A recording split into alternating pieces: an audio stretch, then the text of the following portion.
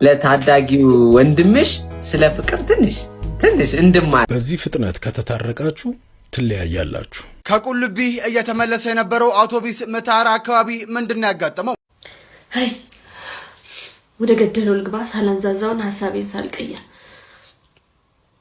ላላባላለው በጣም ተስፈኛ ጎበዝ ልጅ ጠንካራ ብዙ ያሳልፍኩኝ የ24 ዓመት ወጣት ነኝ። ከዛሬ 2 ዓመት በፊት ከአዲስ አበባ ዩኒቨርሲቲ ተመርቄ ቲክቶክ ምናምን እየሰራሁ ነበር።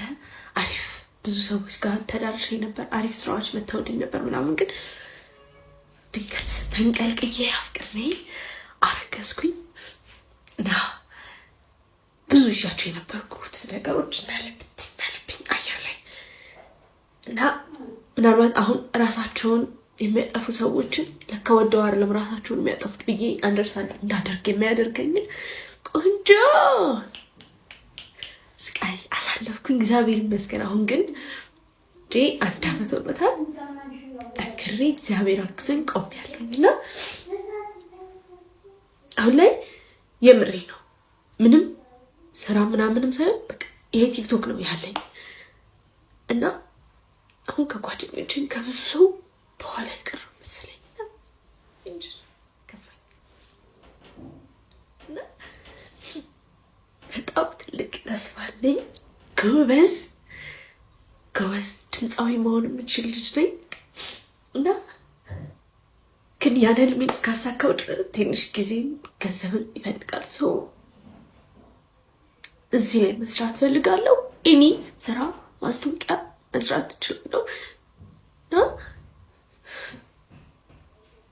አታለቅሽ የምናታለች እና ጥሩ ልብ አላቸው ብላችሁ የምታሳባቸውን ኢንፍሉዌንሰሮች ሜንሽን አድርጉልኝ፣ በውስጥ አዋሩኝ። ሜቢ በገንዘብ ምናምን ማች ላላረጋችሁ ይችላል፣ ግን በኤነርጂ ምናምን ሜቢ ድምቀታችሁ ሊሆን ይችላለሁ። ጎበዝ ነኝ፣ የምር ነው። በጣም ልቤ ተፈራ ነው። ሼር አድርጉልኝ። ነገር ላይ ሰይጣን ይበዛል አይደለ? እሱን የምንጋፈጥበት ሰፊ ልብ መኖር አለበት። በጣም ብዙ መጥፎ ነገሮች ይመጡብናል ወደኛ። እሱን እንዴት አንድን ማድረግ እንዳለብን መጸለይ፣ መጠበቅ ልባችንን። ከዛ ደግሞ የሚሰማንን ሪል ፊሊንግ፣ ጥሩ የሆኑትን ፊሊንጎች ሪፍሌክት ማድረግ ለምትፈልገው ሰው ማለት ነው። አለመሰሰት በቃ ጊቭ ኤንድ ቴክ አይደለም። እሺ ጀስት ጊቭ ብቻ ነው። ቴንክ ዩ በጣም አሪፍ ነው። ከዛ ጸዴ ነው። ከዛ እስጢፎ የዛሬ ዓመት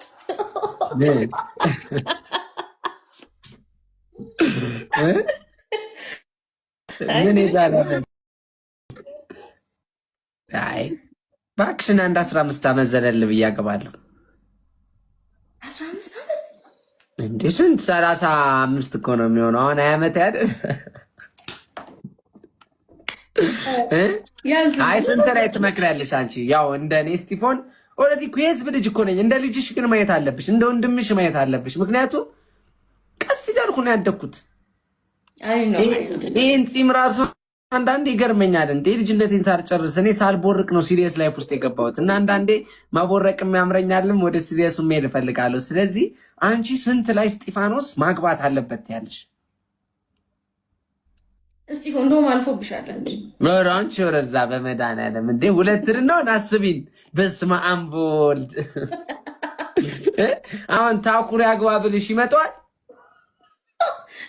ታኩር ቁርስ ቢሰራት ሽቶ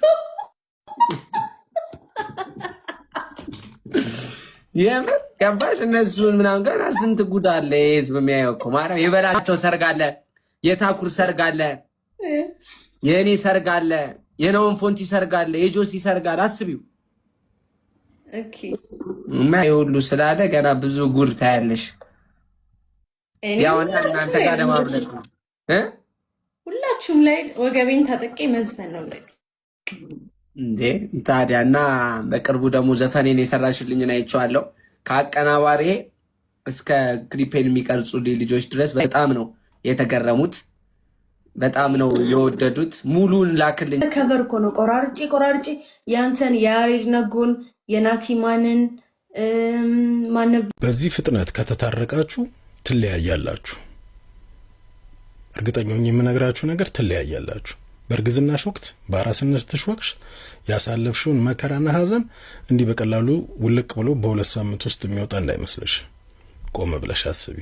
አንተም ብትሆን ከሷ ጋር ለመስማማት ለመታረቅ ልጅን ለማሳደግ የቻልከውን ጥረት አድርግ እንጂ ያንን ሐዘን መከራና ቁስሏን ትረሳልኛለች ብለ እንዳታስብ፣ እንዳትሸወድ። በዚህ ፍጥነት እንኳን ሴት ልጅ አርግዛ ያሳለፈችውን ይቅርና ማለት ነው የቃቃ ጠብ ራሱ አይታረቅም፣ አይረሳም። ስለዚህ አረቃችሁ አስቡ። አሁንም እዚህ ጋር ታርቃችኋል፣ ወደ ሌላ ነገር ውስጥ እንዳትገቡ፣ ስሜት ይሆናችሁ ድጋሚ ዋጋ እንዳትከፍሉ። ተረጋጉ። ለልጅ ማድረግ ያለብን አድርግ፣ ህይወትን አስተካክል። አንቺም ለልጅሽ ሁኚ። መንገድሽ ጥሩ እየሄደ ነው። ሰዎች አውቀውሻል፣ ስራ ሊያሰሩሽ፣ ብዙ ሊያግዙሽ ሰዎች እየፈለጉ ነው። ይሄንን እድል ተጠቀሚበት። ዘለሽ ወደ ስሜት እንዳትገቢ፣ ዘለሽ ወደ ግንኙነት እንዳትገቢ። ህይወትሽ ይበላሻል። ድጋሚ የረሳሹ ሊመስልሽ ይችላል ስላየሹ፣ እሱ ስሜት ነው። አንድ ሁለት ሴክስ አርጋችሁ አንድ 3 ቀን አራቀ ግፋቢል ሳምንት ሴክስ አርጋችሁ እሱ ያልቃል። ትረጋጋላችሁ። የዛኔ ያ ሐዘንሽ፣ ያ መከራሽ፣ ያ ራስሽን ሊያስጠፋሽ ሲሞክር የነበረው ህመምሽ አንድ ባንድ እየወጣ እንድትጠዩ ነው የሚያረግሽ።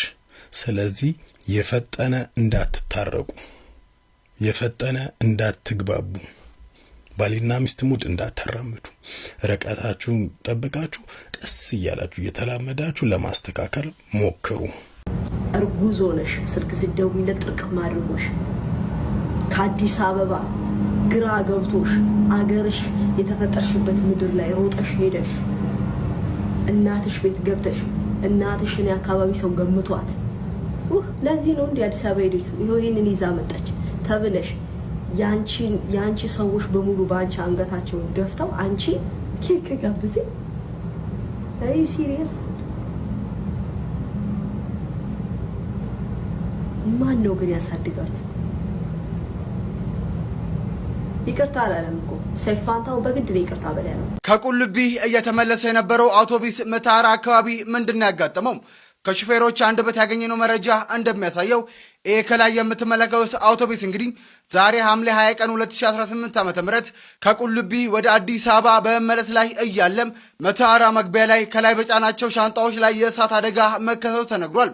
እና ምክንያቱ ምንድነው ለሚለው እዚህ ጋር አንድ ወንድም እንግዲህ እንዳጋራው ከቁልቢ ገብርኤል በመመለስ ላይ ሳለ መታራ መግቢያ ላይ ምግብ ሲያበስሉበት የነበረ ምድጃ መጥፋቱን ሲያረጋግጡ መኪናው ላይ በመጫናቸው እሳቱ እንደተነሳና የተጎዳ ሰው አለመኖሩን አስታውቋል። ነገር ግን መኪናው ከጀርባዬ እንደምትመለከቱት ሙሉ በሙሉ በሚባል ደረጃ ነዷል። በጉዳዩ ላይ አዲስ መረጃ ካለ የማደርሳችሁ ይሆናል። ፎሎ ማድረግ እንዳትረሱ።